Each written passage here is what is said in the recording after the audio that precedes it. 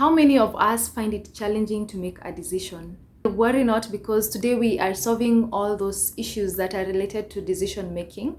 We are looking at hacks to making decision making easy. When we are faced with the hardest decisions, the easiest thing to do is to procrastinate. And it's important to know that that is a decision on its own. It is deciding not to do anything at the moment. While we are at it, it's important to know that the difficulty of making a decision is actually very relative, and it is based on the level that a person is in. Consider someone who is deciding what school to join, what high school to join. I don't know if that's the system nowadays, but we had to pick schools, the high schools that you wanted to join. So consider this person and another one who is deciding which employee to lay off because they are making losses in the company. So we see really these are decisions that need to be made, but they are at different levels. This person who is deciding which employee to fire or to lay off would think that this other decision of choosing the high school is really small and it's quite easy. But again, as we said, it's really dependent on the level that someone is in. Whatever level you are in, there are specific hacks that would apply to all of this, and I would want you to leave this video with. So stay tuned and please keep them in mind. Just to note, they are not in any order, so you arrange them the way you see fit. The first one is don't entertain what ifs. You know how you can be so close to making a decision and then you think, what if, just add your own words there. And then you have to start the process all over again of deciding. So avoid what ifs as much as you can, because they only complicate the process.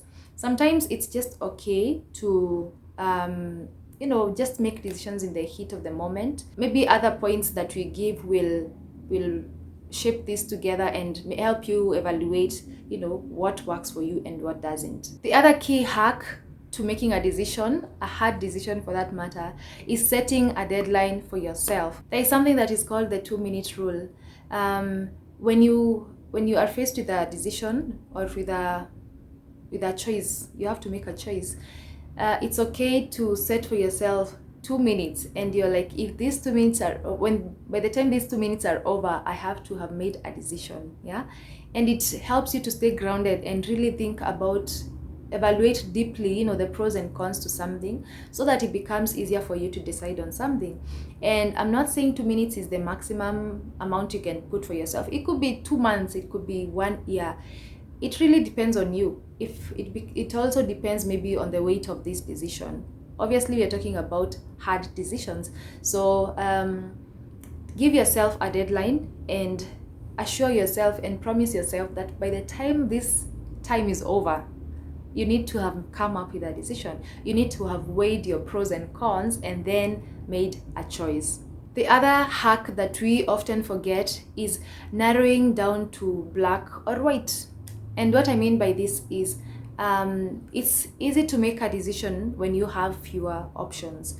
So if you can narrow down to like having something, one hand and the other one, and most of the time it should be of equal weight, so that if you don't pick this one, you won't feel very bad for not picking this other one. Or if you pick something, you won't feel bad for not picking the other thing. So try and narrow down to black and white as much as you can, so that your process can be easy. It's easier now to weigh the pros and cons for 2 options, than having like 10 options and you have to look at the pros and cons for each.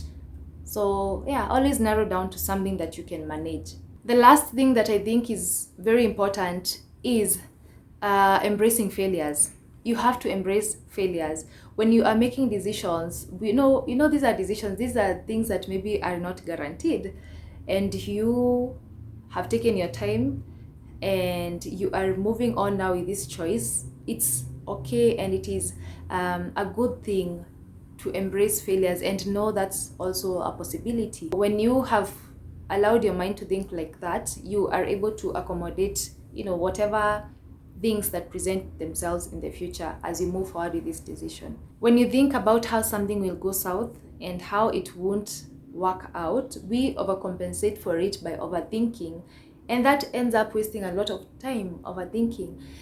So just embrace failures and know that that's also a possible option with a choice that you end up making. Just to close us off, I will give a quote by this person who has a very difficult name. He is Norman Schwartz.